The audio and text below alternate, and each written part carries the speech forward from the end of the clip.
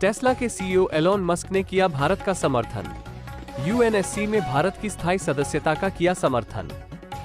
कहा ताकतवर देश नहीं चाहते पावर छोड़ना।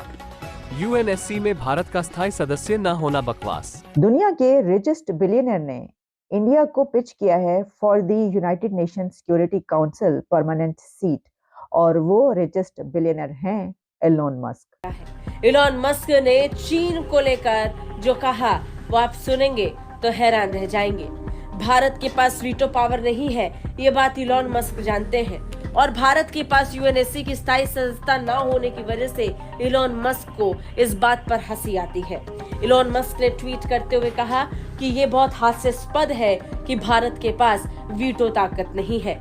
भारत जैसे तो दोस्तों, इस वक्त की सबसे बड़ी खबर निकलकर सामने आ रही है, जो कि भारत की यूएनएससी की सदस्यता और वीटो पावर को लेकर है। दरअसल भारत कई दिनों से यह चाहता है कि उसे यूनाइटेड नेशन में स्थायी सदस्यता और वीटो पावर प्राप्त हो, जो कि दुनिया के सिर्फ 5 देशों को प्राप्त है, जिसमें चीन, रूस, अमेरिका, ब्रिटेन और फ्रांस शामिल है। परंतु भारत को वीटो पावर प्राप्त करने के संदर्भ में हर बार चीन अड़ंगा डाल देता है, परंतु इस बार जो दुनिया के सबसे अमीर व्यक्ति एलोन मस्क हैं, उन्होंने भारत का इस पक्ष में समर्थन किया है कि आने वाली सितंबर में जब इस बात पर मीटिंग होगी तो जो देश वीटो पावर और यूनाइटेड नेशन की स्थायी सदस्यता के हकदार हैं, उन्हें इसमें शामिल किया जाए। तो आइए इस टॉपिक पर पाकिस्तानी मीडिया का रिएक्शन देखते हैं। टेस्ला के सीईओ एलोन मस्क ने किया भारत का समर्थन। यूएनएससी में भारत की स्थायी सदस्यता का किया समर्थन। कहा ताकतवर देश नहीं चाहते पावर छोड़ना। यूएनएससी में भारत का स्थायी सदस्य न होना बकवास। संयुक्त राष्ट्र से जुड़ी संस्थाओं के पुनर्गठन की जरूरत।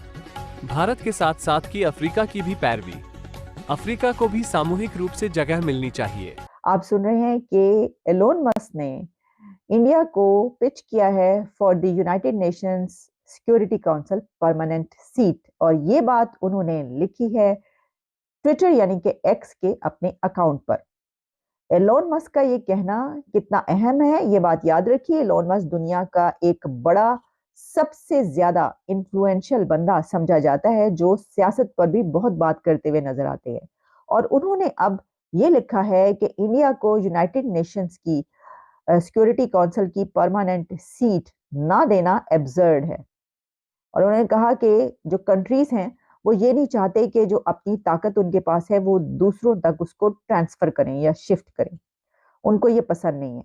ये एक बड़ा अहम टॉपिक इसलिए है कि सिर्फ एलोन मस्क नहीं, बल्कि इससे पहले इसके ऊपर काफी लोग बात कर चुके हैं, और ना सिर्फ एलोन मस्क ने अब बात की है, इससे पहले इंडिया के वजीर आजम नरेंद्र मोदी साहब कई जगहों पर इस पे खुल के उन्होंने बात की, और इंडिया के external affairs minister doctor Jaishankar ने ये कहा था कि ये जो यूनाइटेड नेशंस है इसको रिफॉर्म्स की जरूरत है, और ये ऐसे ही है कि एक बस है जिसमें पैसेंजर्स बैठे हुए और कोई नया आता है तो उसको बैठने की जगह नहीं दी जाती। हिंदू है, ये किसी चाइनीज को, किसी अमेरिकन को, किसी यूरोपियंस को अगले 25 से 50 साल में बहुत पीछे छोड़ के जाने वाला है।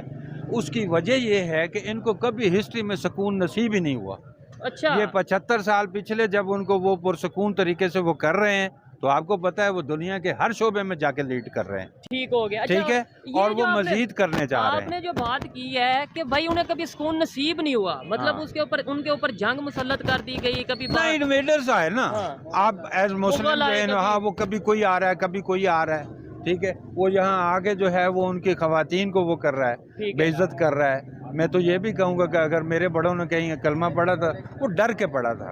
उनको पता था कि मेरी इज्जत जो है महफूज नहीं है, मेरी जायदाद जो है वो महफूज नहीं है। सर इंडिया की तो बात नहीं करें, वो तो एक ब्रांड बन चुका हुआ है। सर देखें इधर गाड़ी आल्टो कितने की आ रही है?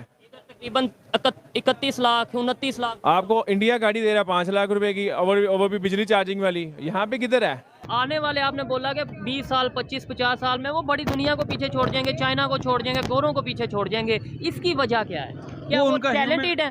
उनका ह्यूमन पोटेंशियल तो हमारे में ह्यूमन पोटेंशियल नहीं है। और सिस्टम की अगर बात आपके करें, हैं, लेकिन आपके अंदर पोटेंशियली कुछ बड़ी खतरनाक बातें हैं, क्या फॉर एग्जांपल? ठीक है ना, जो आपकी वो जो इंक्लिनेशंस हैं for violence, that are dangerous thing, वो आपको भी पता है, मुझे भी पता है। आईफोन 14 प्रो मैक्स की अगर बात करें कितने का अब आज अगर मैं लेना चाहूँ? सर अगर आज आप लेना चाहते हो 5 लाख रुपए का मोबाइल भी नहीं मिलना आपको। कि ये जो कम्युनल वायलेंस हो रहा है, इसके पीछे MI6 का क्या रोल था?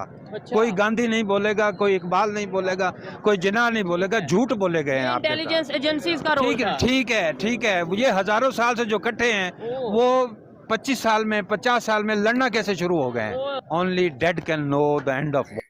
आप कहते हो ना इस्लाम के नाम पर बना था, तो इस तरह चलते बोलो, ये इस्लाम के नाम पर ये हो रहा है 76 साल से, ये होता है इस तरह। इन दोनों में से एक चीज बंद कर दो, या तो उसको ठीक करो, इस्लाम के नाम पर बना है, या इस्लाम का नाम इस्तेमाल करना छोड़ दो। Simple as easy. तो चीमा साहब दर हकीकत बात ये है, और अब सबसे मैंने जिस तरह आपको अर्ज किया, IMF कह रहा है कि आपको $75 बिलियन चाहिए, ठीक है जी। मियां साहब के मुंह से बात नहीं निकल रही कि आगे पाकिस्तान चलाना किस तरह इकोनॉमिकल। पाकिस्तान की क्राइसिस इस वक्त सबसे बड़े इकोनॉमिकल है। कोई प्रोडक्ट बता रहे हैं वो, कोई प्रोजेक्ट उनके पास है? इसहाक डार साहब के पास कौन सा प्लान है जिससे ये पाकिस्तान को ठीक करने की सलाहियत रखते हैं? एसेट्स बेचेंगे, कर्जे आपने ओवररोल कराएंगे, क्या करेंगे? IMF के तलबे चाटेंगे, अपने यहां पे आर्मी बेसिस देंगे अमेरिका को, होगा क्या? इनकी प्रॉपर्टियां सारी बनेंगी लंदन और टोरंटो में, और तो कुछ भी नहीं होना जो पिछले दौर में हो रहा था। पैसा तो पाकिस्तान, मैं हमेशा ये कहता हूं चीमा साहब, पैसा पाकिस्तान में लाना बड़ी बात नहीं है, बहुत अरसे से आ रहा है, उसको रोकना पाकिस्तान में सबसे बड़ा गुर है, और वो नहीं रोक रहा। आसिम मुरीद साहब को मैं कई दफा मैं कह चुका हूं कि पैसा इस तरह निकल रहा है जिस तरह हाथ से रेत निकल रही है, इस तरह अवारगी हो रही है, आप सोच नहीं सकते। टोरंटो अंधा मोल ले लिया पाकिस्तानियों ने, दुबई से तो सारा ही ले लिया ना। वो किस तरह ले रहे हो? फ्री तो नहीं दे रहे ना वो कहां से? गुर्दे बेच रहे हो 25 करोड़ लोगों के, और क्या कर रहे हो?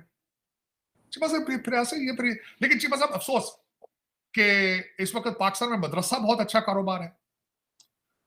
मैं बचपन में आखिरी बात ये करना चाहूंगा कि एक चौक में मेरे वालिद साहब वकील थे और 1958 के ग्रेजुएट थे।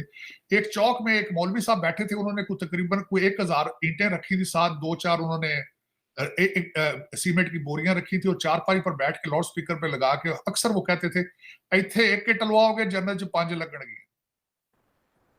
मैंने उनको मुसलसल 10 साल देखा कि वो उसी हुलिये में उस जगह एक इट भी उन्होंने सीमेंट में जोड़ी नहीं सी होती।